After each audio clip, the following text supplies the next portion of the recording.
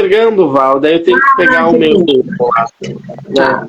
Enfim, daí o que acontece, né?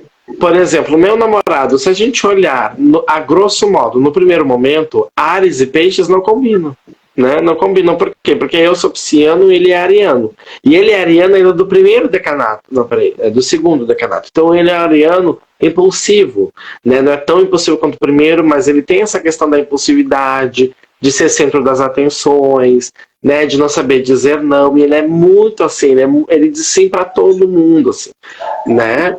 E daí o que acontece? Eu tenho essa questão do pisciano mais vingativo, então assim, mesmo que a gente olhe, a grosso modo, esses signos não combinam, só que o que acontece?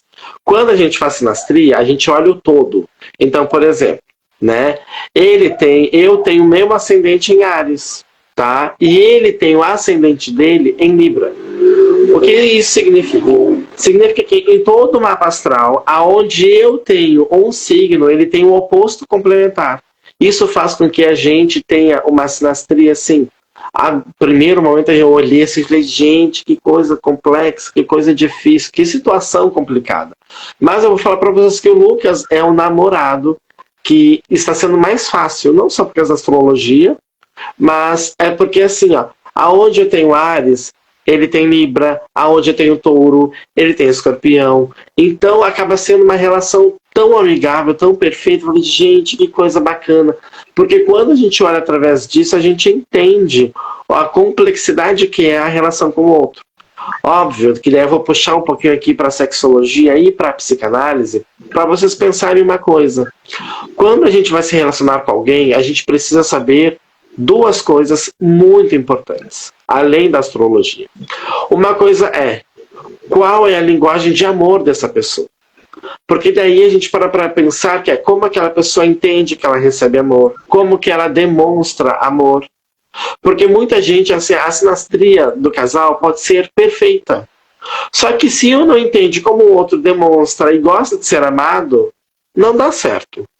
Então, por exemplo, a primeira coisa que eu fiz quando eu comecei a me envolver com o Lucas era observar qual é a linguagem de amor dele. E o Lucas tem a linguagem de amor do toque físico. Então, eu preciso tocá-lo para ele se sentir amado. A minha linguagem de amor, eu já falo quais são as 5 para vocês saberem qual é de vocês e qual é da parceria de vocês. A minha linguagem de amor é tempo de qualidade. O que quer dizer isso? Tempo de qualidade significa que eu só uso meu tempo com pessoas que são úteis para mim. Então, por exemplo, agora, o que eu estou aqui? Eu estou usando meu tempo. Então, eu estou usando meu tempo com coisas que eu gosto. Estar falando aqui, falar sobre astrologia. Eu adoro a Val, assim, olha, eu ainda vou conhecer ela pessoalmente, eu vou a São Paulo para conhecê-la em algum momento. Mas é isso, é porque essa é a minha linguagem de amor. Eu não vou usar o meu tempo com uma pessoa que não vai agregar em nada na minha vida. Mas, enfim, vamos lá. Quais são as 5 linguagens de amor? Vamos lá. Tempo de qualidade, que é isso que eu falei para vocês. A gente pode estar em silêncio, mas se eu estou contigo é porque eu quero estar contigo. Eu posso estar vendo televisão, a gente pode estar jantando, a gente pode estar cozinhando, a gente pode estar fazendo qualquer coisa juntos, no completo silêncio. Mas se eu estou contigo é porque eu gosto de ti. Então essa é a linguagem de amor, tempo de qualidade. Segunda, atos de serviço. Então é aquela pessoa que demonstra amor fazendo favores para ti. Ai, olha, tu esqueceu isso, ó. Tu esqueceu de pagar a conta, eu paguei. Tu esqueceu o casaco, pega o casaco, sabe? É aquela pessoa que faz esses pequenos favores para ti, sabe? Cozinha de manhã, prepara o teu café. Nós temos o quê? Vamos lá. Tempo de qualidade, atos de serviço, palavras de afirmação. Então são aquelas pessoas que elas demonstram amor falando, eu te amo, tu é importante para mim, eu gosto de ti. Então são pessoas que a gente precisa falar e elas também falam que amam através das palavras. Depois nós temos toque físico, que são aquelas pessoas que para se sentirem amadas, elas tocam e gostam de ser tocadas. Então se tu não toca essa pessoa, ou ela não te toca, quer dizer que não tá legal. E depois, tema de qualidade, atos de serviço, palavras de afirmação, dar presentes. E tem pessoas que gostam de demonstrar amor, dando presentes e recebendo presentes. Então agora pense, dessas 5, qual vocês mais usam? Porque através disso já resolve o grande problema da relação do casal, que é, muita gente pensa assim, mas eu demonstro amor comprando presentes, mas a outra pessoa talvez demonstre amor tocando em ti, te fazendo carícias, fazendo massagem. E daí tu vai achar que ela não te ama e ela vai achar que ela não é amada, porque tu não faz massagem nela.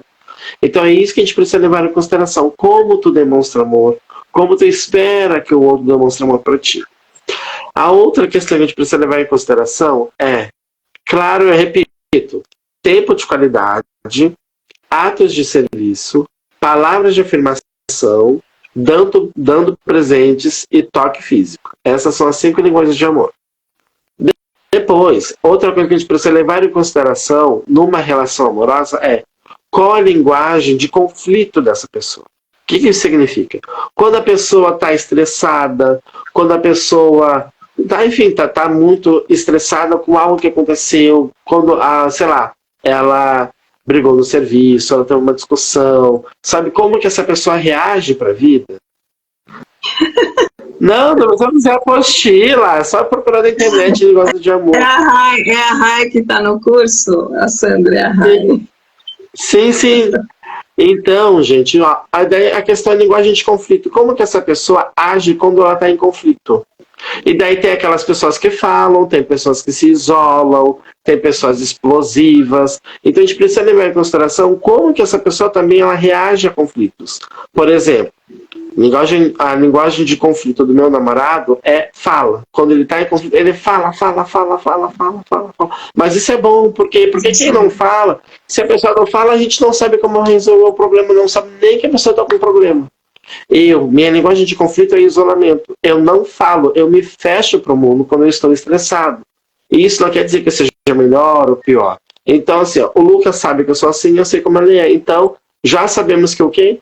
Já sabemos que se eu estou estressado, eu vou me isolar para ficar em silêncio. Então, o que o Lucas entende? Ó, o André não está bem. Então, sabe o que ele faz? Ele compra alguma coisa para mim, eu coloquei o programa para te assistir. Então é isso que a gente precisa levar em consideração para construir um relacionamento saudável, um relacionamento bacana. Não basta só a astrologia dizer que é bacana. A gente precisa querer. E lembre, gente, um relacionamento precisa de equilíbrio. Se tu dá demais no relacionamento, o relacionamento não vai fracassar. Ele já fracassou. Porque quando uma pessoa dá demais, a outra dá de menos, quem dá demais se sente explorado. E quem dá de menos se sente explorando o outro. Ou às vezes a pessoa não percebe, mas lá no fundo ela entende assim, essa pessoa não merece eu. Ela merece uma pessoa que demonstre carinho, que dê para ela tudo que ela espera, já que eu não posso dar. Então isso tudo a gente precisa levar em consideração quando a gente fala sobre sinastria, sobre compatibilidade amorosa. Para depois a gente falar, combina ou não combina esse signo? Porque, ó, o Lucas, o triângulozinho dele, Sol em Áries, Ascendente em Libra, Lua em Gêmeos. Então, se a gente for olhar grosso modo, é completamente diferente do meu, que é Peixes, Áries e Touro. Mas ainda assim, o que acontece? A gente se permite se envolver e conseguir entender melhor a mente do outro, a capacidade do outro. E daí agora, né, para vocês que estão assistindo ao vivo, dá para vocês fazerem enquanto eu estou falando aqui. Pense uma coisa assim, o que é sexo para ti? Pensa aí, não precisa falar no chat se não quiser, mas se quiser eu vou gostar de saber. E depois, a segunda pergunta é, por que tu faz sexo? Porque como terapeuta de casais, esse exercício eu sempre passo para as pessoas. Porque as pessoas precisam levar em consideração talvez sexo para essa pessoa só seja penetração. E geralmente, homens são muito condensados, né, a acreditar que sexo é só penetração. Mas é muito mais além disso, tem o toque físico. Um exercício maravilhoso. Quando vocês forem fazer massagem em alguém, não façam assim. Dá para fazer assim? Dá. Mas experimentem no primeiro momento usar só as pontas dos dedos, assim, em todo o corpo, assim. Vocês vão ver que o prazer é um êxtase assim, muito grande. Né? Vou te deixar falando um pouquinho, que eu vou lá em cima buscar o mapa astral e o meu tarô, já volto. Tá bom, vai lá. Então, gente, o que o Andrei falou, vocês querem apostila? Depois eu converso com ele, a gente vê um formato aí para poder atender vocês. Aqui o Andrei tem muito conhecimento em outras áreas, né? Então a gente conversa horas e horas e horas, é muito gostoso conversar com ele, porque é uma pessoa que busca o conhecimento, ele tem a sede do saber, né? E isso é muito interessante. Lógico que também só saber e não praticar não adianta muita coisa. Vamos ter mais aulas, e isso, nós vamos fazer mais lives, vamos ter mais aulas, se for o caso, né? Eu estou agora reformulando aí meu processo todo de trabalho novamente a partir do mês 6, porque eu estou saindo do CLT de novo, né? E não pretendo retomar mais, acredito que não sei, né? A gente nunca pode dizer nunca mais. Mas assim, a gente vai estar fazendo algumas aulas, alguns processos. Viu, Andrei? O pessoal aqui está pedindo uma apostila sua.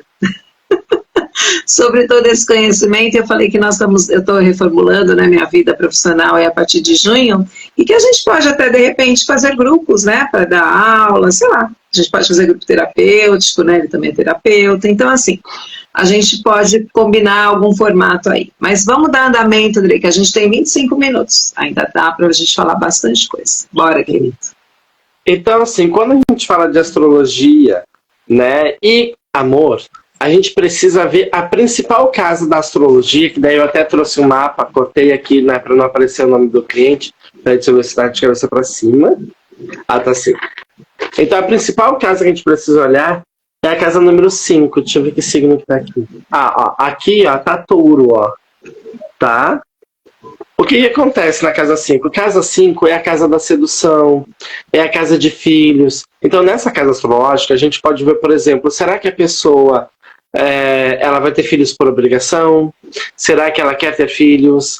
Né? Como que energia ela usa, né, para despertar a sedução nos outros? Mas isso não quer dizer que é só a sedução sexual. É que tipo de comportamento, que tipo de fala, que tipo de assunto essa pessoa fala que encanta as outras pessoas. E daqui a gente pode ver que, por exemplo, lá na casa 5 tá a Lua, depois também tem o planeta Urano, né? Tem alguns aspectos bem negativos ali, né, de quadratura, que são essas linhas vermelhas, que a gente já consegue ver que, por exemplo, está indo lá para o Sol, que o Sol da pessoa é em Leão. Então, o que a gente já consegue perceber?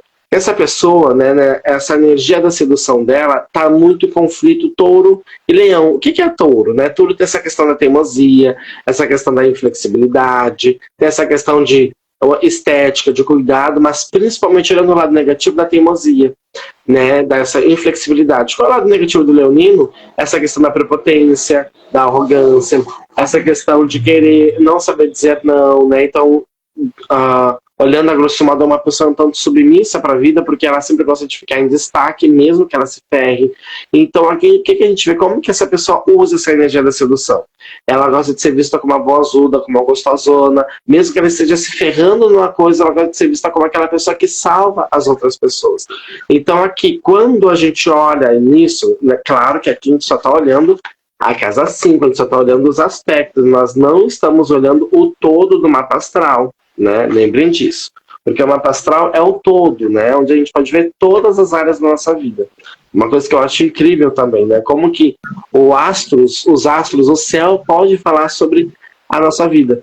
Então aqui a gente consegue perceber que o que essa pessoa, ela tem uma tendência muito grande ao quê? A estar em relacionamentos só por moda. Não é uma pessoa que vai ter um relacionamento, por exemplo, duradouro. Uma pessoa que tem uma dificuldade, por exemplo, em se estar no relacionamento, a ceder às vontades do outro. Porque ela tem essa questão, ou é do meu jeito, ou é de jeito nenhum, por mais que ela esteja se sobrecarregando. É aquela pessoa que tende, por exemplo, a não, se casou é pro resto da vida. E não que não seja, mas a grande questão é que o casamento não precisa ser uma arte, tem que ser uma coisa bacana, uma coisa verdadeira. O relacionamento tem que ser uma coisa fluida. Enfim, gente, vão falando aí para mim falar, porque eu já tô ficando até sem ideia sobre o que falar, mas enfim, realmente, assim, ó, a astrologia é uma coisa incrível, assim, né? Tanto é que hoje, quando eu faço sinastria, eu fico pensando, caramba, olha como a gente pode guiar as pessoas, né? E ajudá-las a entender o porquê também que muita gente, por exemplo, não consegue namorar, não consegue casar, né? Porque tem gente que, por exemplo, vai ter filho por obrigação. Porque tem gente que acha que filho segura macho.